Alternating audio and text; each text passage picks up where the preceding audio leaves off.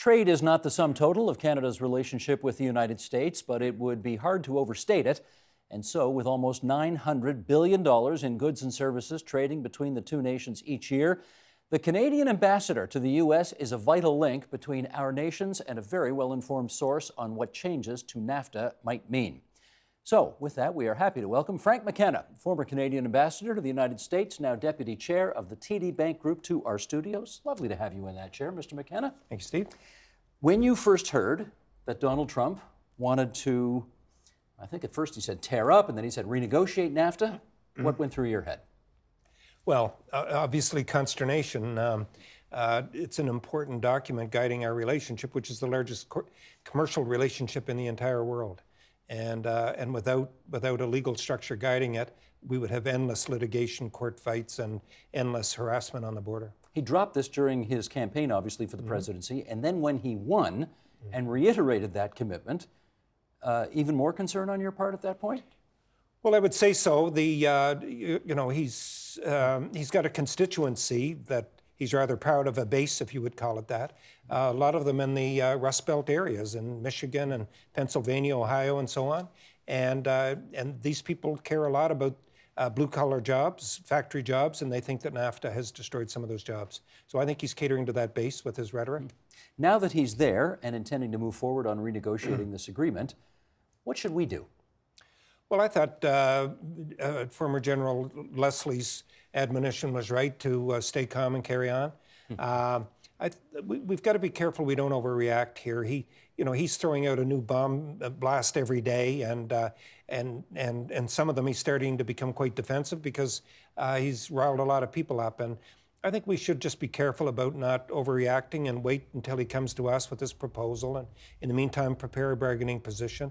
But I think we should look at this very methodically and engage in process. Process is always a friend when you have somebody on the other side who's volatile, and I think process is our friend here. Just follow up on that. What do you mean process is our friend? Get into negotiations. Just don't react to bombast. Don't get into a Twitter war. Don't use inflamed rhetoric, or don't use sanctimonious rhetoric. Dean Acheson once accused Canada from time to time of being the stern voice of the daughter of God. That's when we get on our high horse. Well, let's not do that. Let's just engage, get officials engaged, experts engaged, and get into a process. And I think that's our best hope of getting a good result. David McNaughton is, of course, the guy now who has the job that you used to have. Can you put us inside the walls of our embassy in Washington and sort of give us a sense about what he's probably doing at this very moment to do what you just described? Well, they've got a very, very good embassy staff, and these are people that are all very knowledgeable in their areas. But what's different here is that we've got a new government that's very different from anything that we've seen. And so they're all trying to get up to speed on the new players, the new personalities, and what motivates them. They'll also be working their networks on Capitol Hill and trying to understand the full dimensions of the issues that are going to be coming at us. And so you can be sure the professionals there are just doing a heck of a job. By the way, I have to say this. I think the government of Canada has really lined themselves up well here. They haven't overreacted, and they've put a lineup facing the Americans that's impressive, and that I think can deal with them quite successfully. No, and in fact, the first reaction Prime Minister Trudeau said was, "Oh, he wants to renegotiate? Okay, we'll do that." Was that the right thing to do? Well, I think that there are some issues that we have with NAFTA that would be to our benefit as well. And so if we go into a negotiation, it won't be a one-way negotiation. There are a lot of issues that we would like to see clarified as well. And I think, quite frankly, our negotiators will go in saying, look, two can play this game. We've got lots of things we want to talk about as well. If there's one thing, though, that Mr. Trump prides himself on, it's, the guy who did the art of the deal. Yeah. There ain't nobody who he thinks is going to out-negotiate him. So should we not have a bit of trepidation going into this thing? Well, I think any time you're negotiating or even dealing with somebody who acts like a bully, you should be concerned. But having said that, there are still some facts on our side, and we shouldn't underestimate our position. This is a $900 billion relationship, as you mentioned. It's the largest in the world. But it's not a one-way relationship.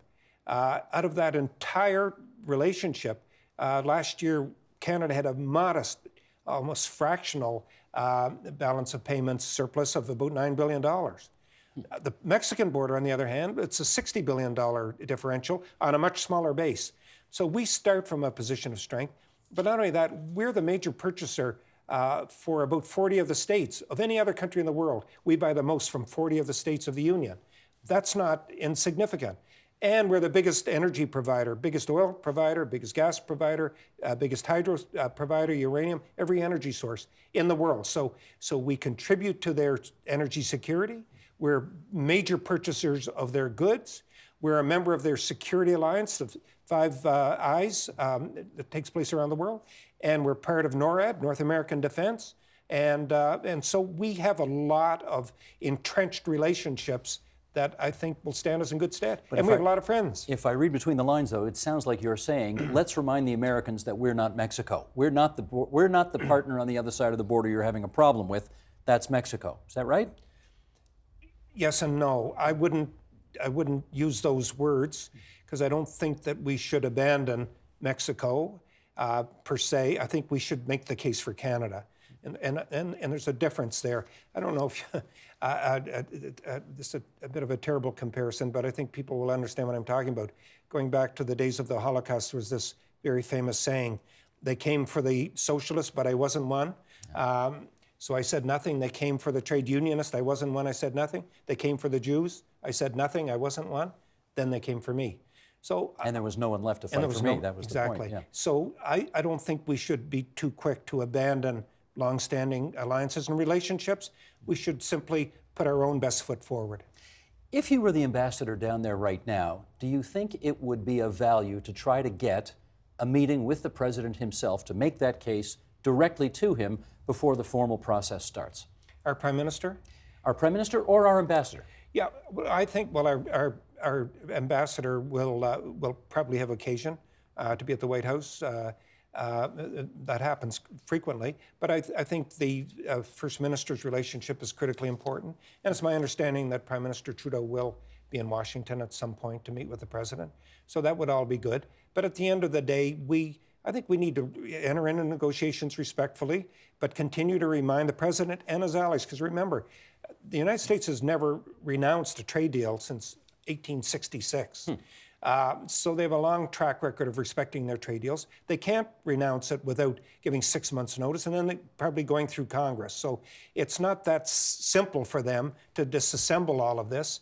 And once we get into negotiations, I think they'll be protracted because the issues are complex. We're now dealing with issues of intellectual property and the digitized world that we live in and so many other issues, much more complex than the factory goods that form the basis of the original NAFTA. One of the things that I have heard you and some of your predecessors say frequently, actually, is that we tend to sometimes over-personalize the relationship between Canada and the United States to be between our Prime Minister and their President, and we forget about the fact that Congress is an equal branch of the government. So again, in terms of trying to set up that process, is there anything that our people or our ambassador ought to be doing vis-a-vis Congress, not necessarily just the White House? Yeah, no, absolutely. It's a great question. We need to operationalize every single asset at our disposal, and we have lots. Canadian premiers, for example, are always friends with governors in neighboring states, and we have alliances with their particular grouping of governors. Those are important relationships. The border states, the senators from those states, these are going to be key states, these northern states. And we have long-standing friendships with them and alliances on a wide variety of issues, and we need to enlist them. We also need to use people who are influencers with this new lineup. Brian Mulroney is an example of that. Conrad Black would be an example of that. But there are others as well. Everybody, I shouldn't say everybody, a lot of people in the oil patch know the new energy minister very well because he was the CEO of Exxon. And they have a relationship with him. The new Secretary of State. Secretary of State, yes, that's right. Rex Tillerson. Yeah, exactly. That's right, stand corrected. So that's an important relationship. There are others in Canada who know Wilbur Ross. So those are all important to use those relationships to run all those trap lines simultaneously. One of the things the president has said is that he thinks the dispute settlement mechanism that was a part of NAFTA, meaning when the two sides can't agree, It goes to this independent panel, and they look at all the evidence, and they come up with a ruling. He thinks America gets shortchanged far too often and that America has given up far too much sovereignty to that panel, and he wants an end to that. Is he right about that? No, he's dead wrong about that. In fact, I'm of the other view, is that we've been ripped off on almost every hearing we've had. We, Canada. With the panel. Canada. We lose them all. If you look at the pulp and paper mill situation in Newfoundland, I could just take you through a host of issues that we have gone to panels on and lost. So we tend to lose. The American issue is different from winning and losing. They just inherently, it's built in their genes, giving up sovereignty. They don't like anybody else having sovereignty. But they forget that the WTO, or GATT rules, GATT rules, and WTO have a dispute resolution mechanism as well. And the Americans have taken more claims to that for dispute resolution than any other country in the world by a wide margin. So they play hardball. They use it, they play hardball, and they tend to win. So, he might have an issue with giving up some jurisdiction, but at the end of the day, if you've got a relationship, there has to be some means of resolving outstanding issues. So as far as our country is concerned, we're into a situation now where we're going to have to renegotiate NAFTA. What's a best case scenario for us after all the negotiations are finished? Well, I think it would be good if we keep NAFTA or the FTA. Remember, NAFTA replaced the FTA that I was part of, and Prime Minister Mulroney at the time. Just between Canada and the United States. And that worked very effectively. And then, of course, Mexico came in, and arguably the disparity in wages and environmental standards and so on in Mexico may have created more arbitrage with the United States than was healthy. We could argue that.